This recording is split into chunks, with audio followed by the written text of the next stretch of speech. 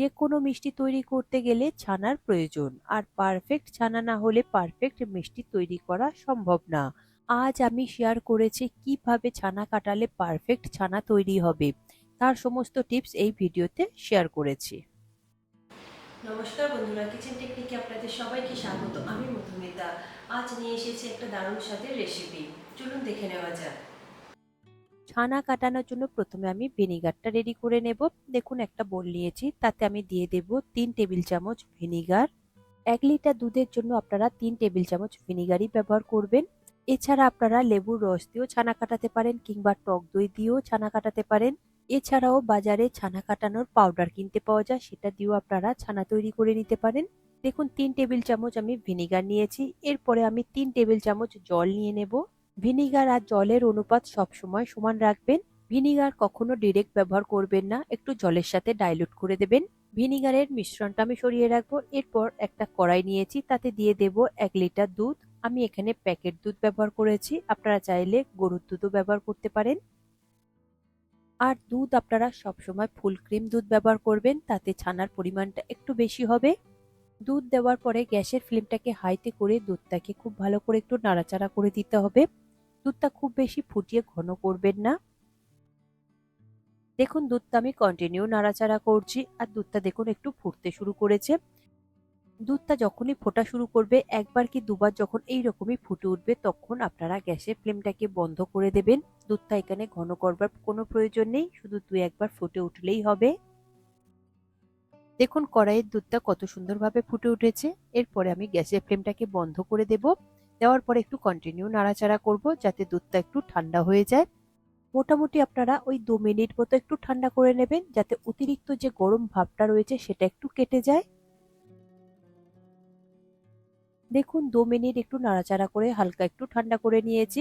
এরপরে ভিনিগার মিশ্রণের যে জলটা রেখেছিলাম, সেই জলটা আমি দিয়ে দেব। ভিনিগার মিশ্রণ জলটা আপনারা দুধের এইরকম চারি সাইডটাই দেবেন, এক জায়গাতে দেবেন না। দেওয়া হয়ে গেলে তারপরে একটু নাড়াচাড়া করে দেবেন, দেখবেন দুধটা কত সুন্দরভাবে কেটে যাবে। হালকাভাবে নাড়াচাড়া করাতেই দেখবেন ছানা আর জলটা একদম আলাদা হয়ে যাবে। আর ভিনিগার দিয়ে ছানা কাটালে ছানার পরিমাণ একটু বেশি হয়, আর লেবু দিয়ে ছানা কাটালে পরিমাণে একটু কম হয়। দেখুন দুধটা কত সুন্দরভাবে ফেটে একদম ছানাতে তৈরি হয়ে গিয়েছে। দেখুন ছানা আর জল আলাদা হয়ে গিয়েছে। এইভাবে গ্যাস অফ করে যদি ভিনিগার দেন কিংবা লেবুর রস দেন, তাহলে দেখবেন ছানাটা খুবই নরম হয়, ভীষণ সফট তৈরি হয়। তাতে করে ছানাটা রাবারের মতন শক্ত হয়ে যায় না। ছানা যদি এই রকম সফট তৈরি হয়, তবেই কিন্তু মিষ্টিটা পারফেক্ট তৈরি হবে। আর ছানা যদি রাবারের মতো শক্ত হয়ে যায়, স্পঞ্জের মতন হয়ে যায়, তাহলে কিন্তু পারফেক্ট একদম মিষ্টি তৈরি হবে না। ছানা একদম পারফেক্ট ভাবে কেটে গিয়েছে। এরপরে এটাকে আমি ছেঁকে নেব। তার জন্য একটা বোল নিয়েছি, তার উপরে দেখুন আমি একটা স্ট্রেনার নিয়েছি। তার উপরে আমি একটা সুতির কাপড় দিয়ে দেব। কাপড়টা অবশ্যই আপনারা পরিষ্কার ব্যবহার করবেন। এরপর ছানাটাকে কাপড়ের মধ্যে পুরোটাই ঢেলে দেবেন।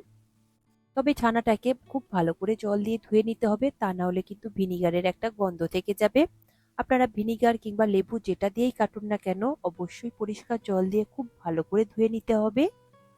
দেখুন পরিষ্কার জল দিয়ে খুব ভালো করে চামচের সাহায্যে একটু নাড়াচাড়া করে দিচ্ছি, যাতে ভিনিগারের গন্ধটা চলে যায়। ছানার মধ্যে যদি ভিনিগার কিংবা লেবুর গন্ধ থেকে যায়, তাহলে কিন্তু মিষ্টি খেতে একদমই ভালো লাগবে না। তাই অবশ্যই আপনারা ছানাটাকে পরিষ্কার জল দিয়ে আর একটু বেশি পরিমাণে জল দিয়ে খুব ভালো করে ধুয়ে নেবেন, এইরকম একটু চামচ দিয়ে নাড়াচাড়া করে। ধোয়া হয়ে গেলে ছানাটার একটু স্মেল নিয়ে দেখবেন যে কোনো রকম ভিনিগার কিংবা লেবুর গন্ধ আছে কিনা। যদি থাকে তাহলে আরো একবার খুব ভালো করে ধুয়ে নেবেন। আমার খুব ভালো করে ধোয়া হয়ে গিয়েছে। এরপরে এটা থেকে আমি জল ঝরিয়ে নেব। দেখুন 4টে মুখ এইভাবে একটু এক জায়গায় করে নেবেন, নিয়ে এইভাবে একটু পাকিয়ে দেবেন। দিয়ে হাতে চাপের সাহায্যে এক্সট্রা জলটাকে বের করে দেবেন। তবে আপনারা চাইলে এই ছানার কাপড়টাকে কোনো জায়গায় ঝুলিয়ে রেখে দিতে পারেন, তাতে করে এক্সট্রা জলটা বেরিয়ে যাবে। এছাড়া ছানার উপরে কোনো কিছু ভারী জিনিস কিংবা নোড়া রেখে দিতে পারেন, তাতে করেও ছানা থেকে এক্সট্রা জলটা বেরিয়ে যাবে। ছানার মধ্যে যেন কোনো রকম জল না থাকে, সেদিকে একটু খেয়াল রাখতে হবে। ছানা থেকে খুব ভালো করে আমি জলটাকে ঝারিয়ে নিয়েছি। এরপরে ছানার যে জলটা রয়েছে, এটা আপনারা ফেলবেন না, এটা দিয়েও আপনারা পরের বারে ছানা তৈরি করে নিতে পারবেন। এছাড়াও আটা ময়দা মাখবার সময় এই জলটা দিয়েও মাখতে পারেন, তাতেও খুব ভালো হয়। তবে ছানার জলটা দিয়েই ছানা কাটাবেন। ছানার মধ্যে যে এক্সট্রা জলটা আমি দিয়েছিলাম পরে ছানা ধোবার জন্য, সেই জলটা আপনারা তখন ব্যবহার করবেন না। দেখুন ছানা আমার রেডি হয়ে গিয়েছে। একটা মেজারিং কাপের মধ্যে নিয়ে আমি আপনাদের দেখিয়ে দিলাম যে 1 কাপ ছানা তৈরি হয়েছে। আর ওজন হিসেবে দেখলে এটা 200 গ্রাম মতো হয়েছে 1 লিটার দুধে। দেখুন ছানাটা আমি হাতের সাহায্যে ভেঙে দেখিয়ে দিচ্ছি কতটা সফট তৈরি হয়েছে আর কতটা মিহি তৈরি হয়েছে। ছানা যদি শক্ত রাবারের মতন হয় মিষ্টি কিন্তু পারফেক্ট তৈরি করতে পারবেন না। তাই প্রতিটা টিপস আপনারা ফলো করে ছানাটা তৈরি করবেন পারফেক্ট ভাবে। দেখুন ছানার মধ্যে একদম জল নেই, হাতে কিন্তু একদমই লাগছে না, তাই এই রকমই শুকনো করে আপনারা জলটাকে ঝরিয়ে নেবেন। দেখুন ছানা রেডি হয়ে গিয়েছে, এরপরে আপনারা পারফেক্ট ভাবে যে কোনো মিষ্টি তৈরি করে নিতে পারবেন। আশা করি আমার আজকের এই রেসিপি আপনাদের ভালো লাগলো। ভালো লাগলে এইভাবে একবার অবশ্যই বানিয়ে দেখবেন। আমার মনে হয় আপনাদের সকলেরই ভীষণ ভালো লাগবে।